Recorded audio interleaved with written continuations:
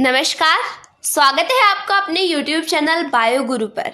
यहाँ हम chapter number 31 का पार्ट नंबर 3 स्टार्ट कर रहे हैं। ऐसे प्रीवियस लेक्चर में हमने स्पर्मेटोजेनेसिस के बारे में पढ़ लिया था, यानी कि शुक्र जनन या शुक्राणु जनन।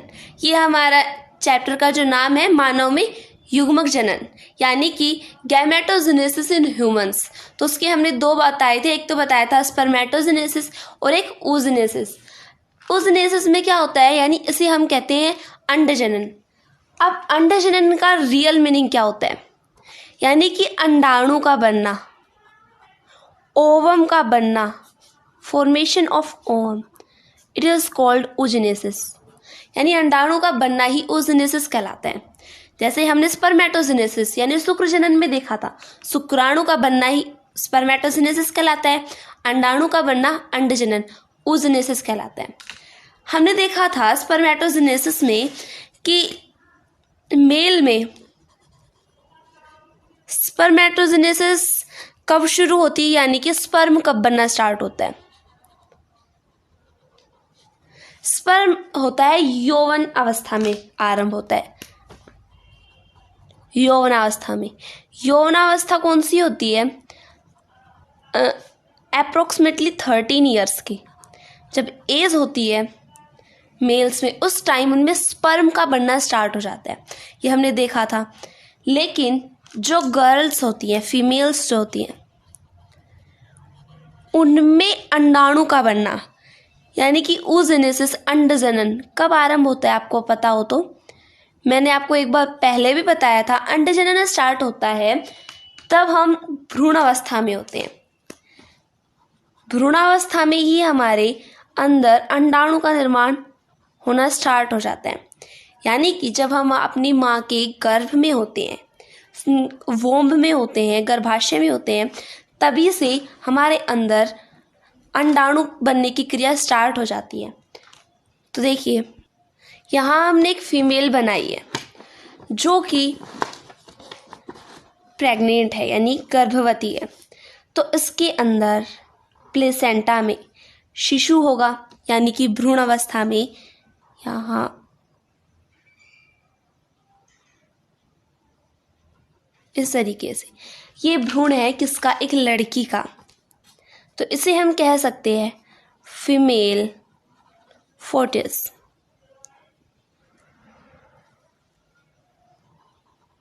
यानी कि एक लड़की का भ्रूण है। अब जब ये लड़की भ्रूण अवस्था में है, तभी से इसके अंदर ना अंडाणु बनने की क्रिया स्टार्ट हो जाती है। कैसे, तो देखिए, इसके अंदर होगी इसका फीमेल रिप्रोडक्टिव सिस्टम। आपको फीमेल रिप्रोडक्टिव सिस्टम के बारे में तो आपको पता है। फीमेल रिप्रोडक्टिव सिस्टम वाला चैप्टर हमारे सिलेबस से हटा भी नहीं है।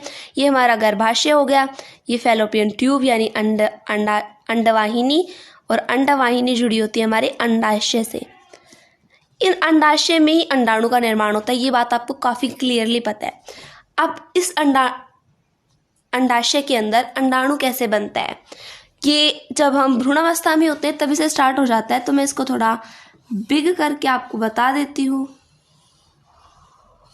ये मान लीजिए हमारी ओवरी है, जिसे हम अंडाशय कहते हैं। वो भी एक भ्रूण अवस्था में जो बच्ची है उसका भ्रूण है, उसकी ओवरी है। आपको पता है ओवरी के दो पार्ट्स होते हैं, एक बाहर का पार्ट जिसे हम कोर्टेक्स कहते हैं, और एक बीच का पार्ट जिसे हम मेड्यूला कहते हैं। यहाँ पे कुछ रक्त वाहिनियाँ या ब्लड वेसल्स आती रहती हैं, ये बात आपको पता है।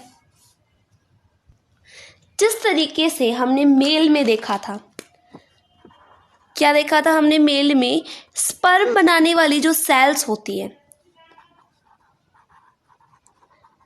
उन्हें हमने कहा था स्टेम सेल्स। उनका एक अलग नाम था स्पर्मेटोजेनियम। क्या नाम बताया था, स्पर्मेटोजेनियम।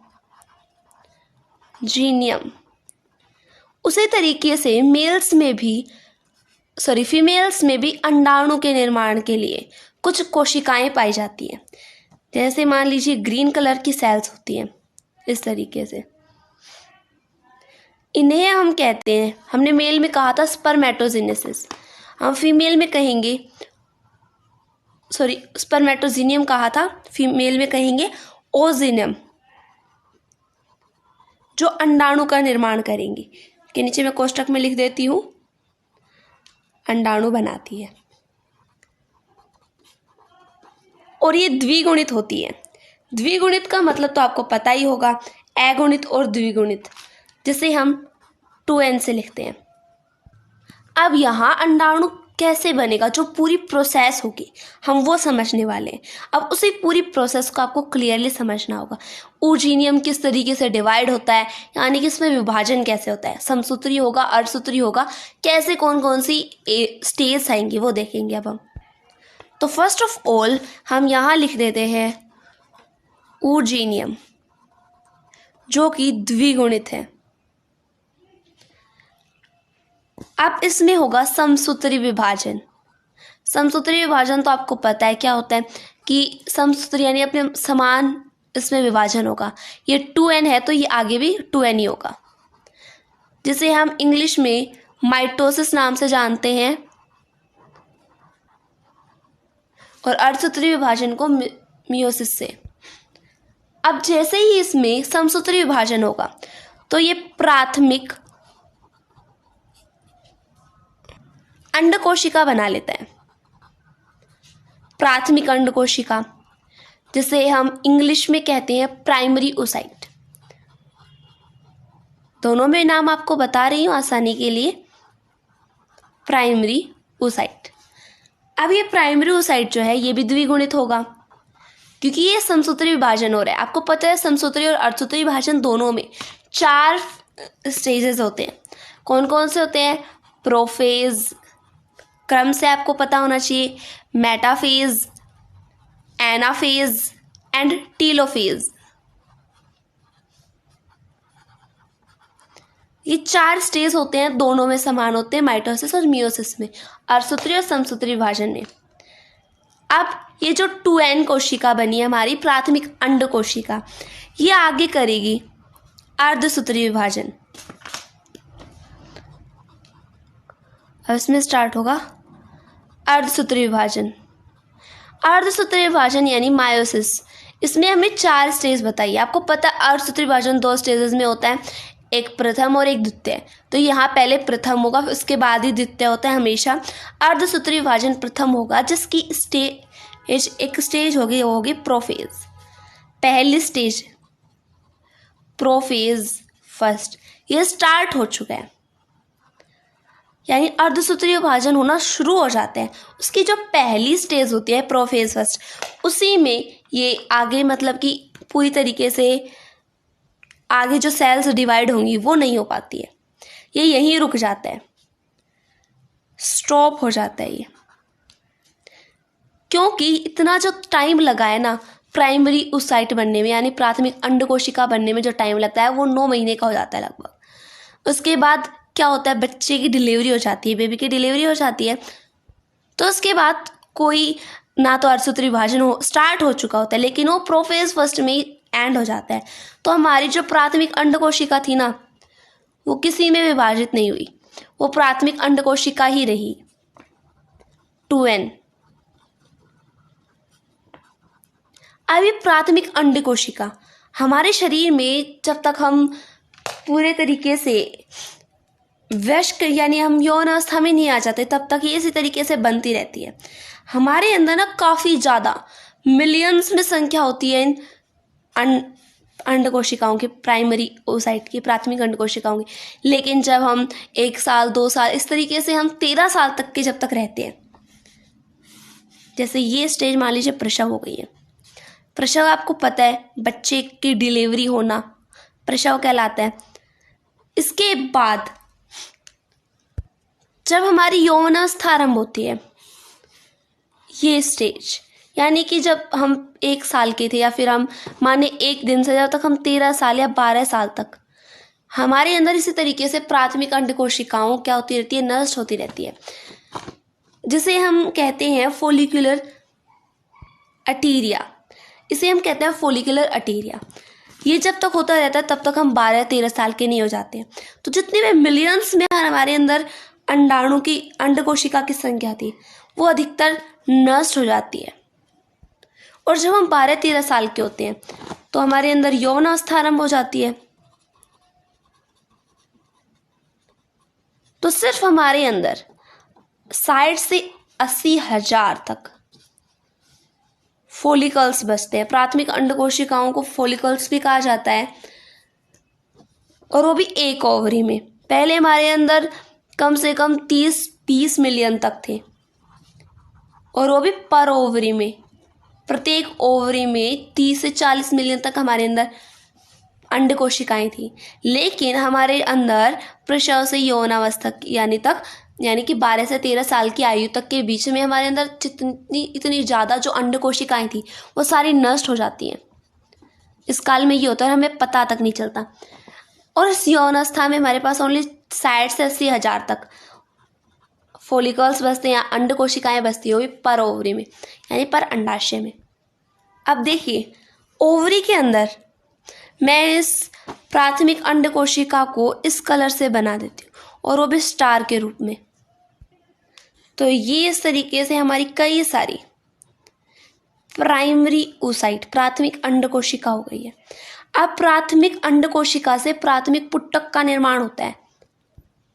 प्राथमिक पुट्टक यानी कि जो हमारी प्राथमिक अंड कोशिका है ना, इसके ऊपर कुछ और दूसरी सेल्स आकर के घेरा बना लेती हैं इस तरीके से। यानी कि हमारी जो प्राइमरी oocyte है, प्राथमिक अंड कोशिका, और जो हमारे पास हमारी सेल्स आई हैं ओवरी के अंदर, जो सेल्स स्थित होती हैं उनमें ग्रेन्युलोसा कोशिकाएं, ये दोनों मिलकर के प्राइमरी फोलिकल यानी कि प्राथमिक पुट्टक का निर्माण करती है।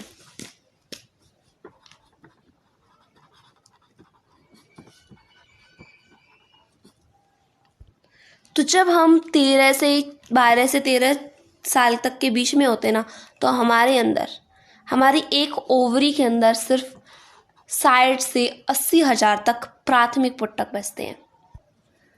तो जब हम 13 साल के हो जाते हैं तो जो हमारा हाइपोथैलेमस ग्लैंड, हम hypothalamus gland, pituitary gland, pineal gland, सबके बारे में हमने काफ़ी अच्छे से स्टडी किया है। तो हमारी जो ये हाइपोथैलेमस ग्लैंड है, ये एक हार्मोन रिलीज करती है जिसका नाम है GnRH। फुल फॉर्म आपको पता होगी, काफ़ी आसानी से मैंने आपको बताया था। गैनेडोट्रोपिन रिलीजिंग हार्मोन, यानी कि पिट्यूटरी पर जाकर के उसे उत्तेजित करती है ताकि वो गैनेडोट्रोपिन हार्मोन रिलीज कर सके। तो यहाँ पिट्यूटरी ग्लैंड आ जाएगी जो कि आगे GnRH से उत्तेजित करेगा, जिससे ये GnH यानी गैनेडोट्रोपिक हार्मोन रिलीज करेगी। और गैनेडोट्रोपिक हार्मोन में 2 तरीके के हार्मोन्स होते हैं, आपको पता होगा, LH और FSH। ये जाकर के प्राथमिक पुट्टक को द्वितीयक पुट्टक में बदल देते हैं। हमने देखा प्राथमिक पुट्टक किसे कहते हैं। प्राथमिक पुट्टक में क्या हुआ, मैं आपको यहाँ इसकी स्ट्रक्चर और दिखा देती हूँ। हमने भी बताया था एक्चुअल में ये प्राथमिक पुट्टक की स्ट्रक्चर हमने बना रखी है। अब द्वितीयक पुट्टक की हम स्ट्रक्चर आपको बना के दिखा देते हैं। इसके बीच में हमारी प्राथमिक अंड कोशिका है, ये ध्यान रखना, दोनों में प्राथमिक अंड कोशिका है, द्वितीयक पुट्टक और प्राथमिक पुट्टक में। इसके साइड में जो ग्रेन्युलोसा कोशिकाएं थी, रेड कलर हमने लिया था। अब ये सेल्स ना काफ़ी ज़्यादा हो जाती हैं, यानी अपनी संख्या में बढ़ोतरी कर लेती, एक तरीके से हम कह सकते हैं। बहुत ज़्यादा हो जाएंगी इसके चारों तरफ। ये हमारी हो गई ग्रेन्युलोसा सेल्स, और इसके साइड में एक और कोशिकाएं आ जाती हैं इस तरीके से, जैसे मैं आपको दिखा देती हूँ। इस तरीके से दूसरी सेल्स की कोशिकाएं आ जाती हैं। इन सेल्स का नाम होता है थीका सेल्स, थीका कोशिकाएं। तो ध्यान रखना द्वितीयक पुट्टक में हुआ क्या है, द्वितीयक पुट्टक कैसे कहते किसे।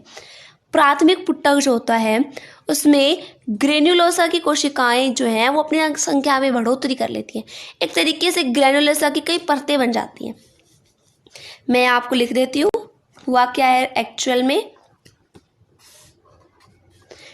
ग्रेन्युलोसा की परतें बढ़ गई है और साथ में थीका सेल्स की बाहर की तरफ आ चुकी हैं।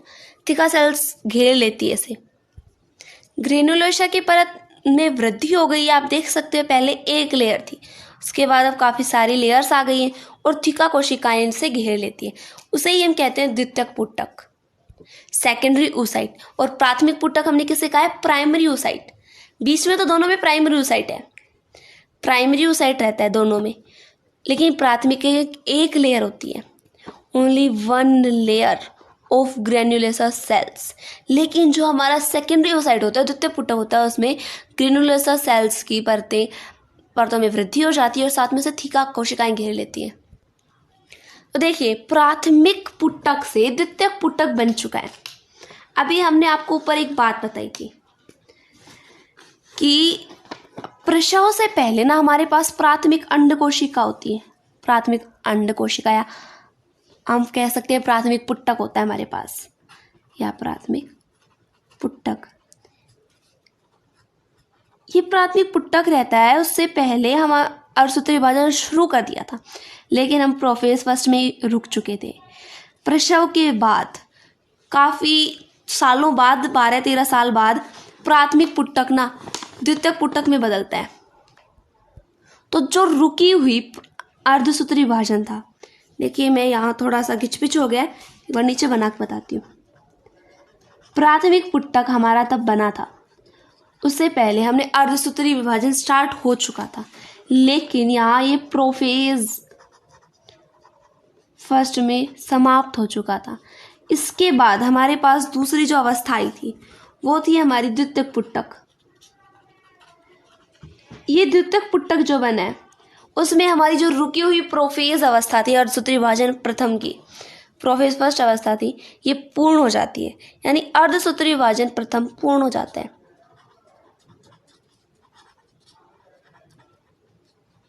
प्रथम पूर्ण हो चुका है, कंप्लीट हो चुका है। फिर उससे पूर्ण होने से हमारे पास द्वितीयक पुटक आता है, या हम इसे पुट्टिका भी कह सकते हैं, पुट्टिका ज़्यादा अच्छा वर्ड रहेगा। प्राथमिक पुट्टिका और द्वितीयक पुट्टिका।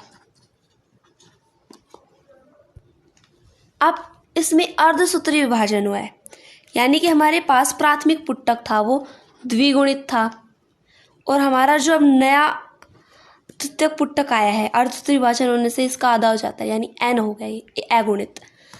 और इस प्राथमिक पुट्टिका से दो तरीके की सेल्स बनती है। दो तरीके की कौन कौन सी, शायद आपको पता भी नहीं होगा। एक तो होगी हमारी छोटी सेल्स, ये जिसे हम कहते हैं फर्स्ट पोलर बॉडी, यानी कि पहली या फिर प्रथम ध्रुवकाय। प्रथम ध्रुवकाय, इसका इंग्लिश में नाम लिख देती हूँ, फर्स्ट पोलर बॉडी कहते हैं इसे हम, जो काफ़ी छोटी होती है। इसे दो तरीके की सेल्स बन रही है, एक होती है हमारी फर्स्ट पोलर बॉडी और दूसरी जो होती है वो हमारी इससे काफ़ी बड़ी होती है, इस तरीके से, जिसे हम कहते हैं द्वितीयक अंड कोशिका।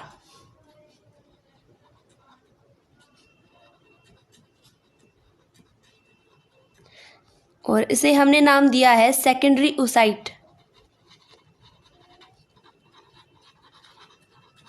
अब देखिए हमारी प्राथमिक जो पुट्टिका थी, प्राथमिक पुट्टिका 2n थी, उससे हमारे पास आ गई थी द्वितीयक पुट्टिका।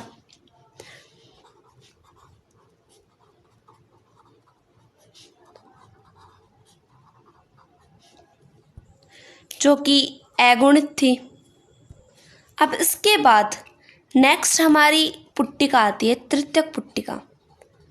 3 पुट्टिकाएं आती है, प्राथमिक पुट्टिका, द्वितीयक पुट्टिका और तृतीयक पुट्टिका। प्राथमिक पुट्टिका में हमने क्या देखा था, प्राथमिक अंड कोशिका को चारों तरफ से ग्रेन्युलोसा सेल्स घेर के रखती हैं। स्ट्रक्चर्स काफ़ी इंपॉर्टेंट होते हैं, याद रखना। द्वितीयक पुट्टिका में हमने क्या देखा था कि इस प्राथमिक अंड कोशिका के साइड में ग्रेन्युलोसा की काफ़ी परतें बन जाती हैं और आखिर में इन परतों के चारों ओर थीका कोशिकाओं की परत बन जाती है।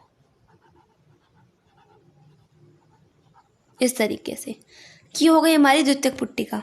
अब तृतीयक पुट्टिका की स्ट्रक्चर कैसी होगी उसे देखना आप। द्वितीयक पुट्टिका से हमारे पास दो तरीके की सेल्स आई थी, याद होगा आपको।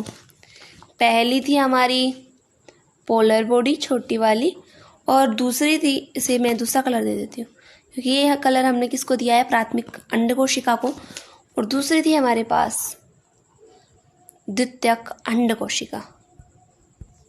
अब इनके स्ट्रक्चर्स आपको ध्यान से देखनी है। जो द्वितीयक अंड कोशिका है, ये हमारी द्वितीयक अंड कोशिका हो गई, इसके साइड में ही हमारी लगी होती है प्रथम ध्रुवकाय। हम थोड़ा अलग टाइप का स्ट्रक्चर इस तरीके से बना लेते हैं, ये ज़्यादा बेटर रहेगा इसके लिए। और इसके चारों तरफ जो ग्रेन्युलोसा की कोशिकाएं थी, चारों तरफ से इसे घेरे हुए थी, लेकिन अब ये एक तरफ से हट जाती है, यानी एक तरफ से खाली गुहा बना लेती है। कोई भी बीच पार्ट में खाली तरफ, मतलब एक छोटी सी तरफ खाली गुहा बना लेंगी। ये इस तरीके से इसके बीच में इसने एक खाली स्थान सा बना लिया है। इसे हम कैविटी कह सकते हैं, गुहा कह सकते हैं। इस गुहा का भी नाम होता है, मैं आपको बताऊंगी। अब इसके बाहर थीका कोशिकाएं होंगी। थीका कोशिकाएं भी दो तरीके की हो जाती हैं। उसके बाद बाहरी थीका और आंतरिक थीका। पहले आंतरिक थीका आएगा, ये हमारा आंतरिक थीका हो गया। ये आंतरिक थीका, और उसके बाहर हमारे बाहरी थीका पाया जाएगा।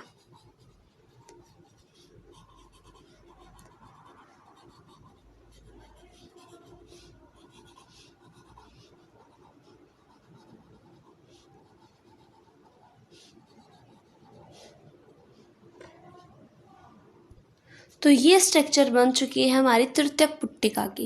इसके अंदर बाहरी थीका, आंतरिक थीका कोशिकाओं का घेरा पाया जाता है। उसके अंदर हमारी द्वितीयक अंड कोशिका पाई जाती है, साइड में प्रथम ध्रुवकाय और ग्रेन्युलोसा सेल से घेरे रखती है। साथ ही ये जो बीच में खाली बचा हुआ स्थान है, ये जो कैविटी बनी है नई, इसका नाम होता है एंट्रम। एंट्रम जिसे कहते हैं। अब ये प्राथमिक पुट्टिका हमारी प्राथमिक पुट्टिका के बाद द्वितीयक पुट्टिका, उसके बाद तृतीयक पुट्टिका जो आती है, अब ये बदल जाती है ग्राफियन पुट्टिका में, जिसे हम मैच्योर भी कह सकते हैं, मैच्योर पुट्टिका। ग्राफियन पुट्टिका में बदल जाएगी, ग्राफियन फॉलिकल में बदल जाएगी। और यहाँ तृतीयक पुट्टिका से ग्राफियन पुट्टिका बनते समय अर्धसूत्री विभाजन 2 होते हैं, द्वितीय होता है। और ये भी मेटाफेज सेकंड। इसके हमने लेवल बताई, स्टेज बताए थे, प्रोफेज, मेटाफेज, एनाफेज, टीलोफेज। तो इसकी मेटाफेज द्वितीय अवस्था में रुक जाता है, यहाँ स्टॉप हो जाता है। स्टार्ट हो चुका है लेकिन यहाँ स्टॉप हो जाएगा, जिससे ग्राफियन पुट्टिका बन जाती है। अब ग्राफियन पुट्टिका के स्ट्रक्चर कैसी होते हैं ये देख लेते हैं। इसमें जो हमारी द्वितीयक अंड कोशिका है ना, इसे हम अंडाणु भी कहते हैं, ओवम जिसे हमने कहा है। तो अब इसके स्ट्रक्चर्स देखिए आप। ये हमारा अंडाणु हो गया है, और जो हमारी प्रथम कोशिका काय थी ना, वो यहाँ नष्ट हो चुकी है, वो कोई काम की नहीं होती है। अब इसके बाहर ग्रेन्युलोसा की एक लेयर पाई जाती है, इस तरीके से ओनली एक, या फिर हम कह सकते हैं 2-3 लेयर पाई जाएगी। उसके बाद बाकी की सारी जो जगह होगी वो खाली हो जाती है, यानी कि यहाँ बीच में गुहा बन जाती है। इस तरीके से इन दोनों ग्रेन्युलोसा सेल्स के बीच में थोड़ा कैविटी बन जाती है। अब आपको इनके नाम पता होंगे कि हम हमारा अंडाणु भी कह सकते हैं, प्राथमिक अंड कोशिका भी कह सकते हैं, द्वितीयक अंड कोशिका, सॉरी। और इसके अंदर जो आपको इस कलर, ये साइड में इसके लेयर जो दिखाई दे रही है, उसे हम कहते हैं जोना प्लूसिडा। इसका नाम है ज़ोना पेलुसिडा, और इसके साइड में जो ग्रेनुलोसा की कोशिकाएं बन गई है इसे हम कहेंगे कोरोना रेडिएटा। उसके बाद बीच में कैविटी बन जाती है जिसे हम कहते हैं एंट्रम। उसके बाद हमारी ग्रेनुलोसा सेल्स आती हैं, यानी ग्रेनुलोसा कोशिकाएं।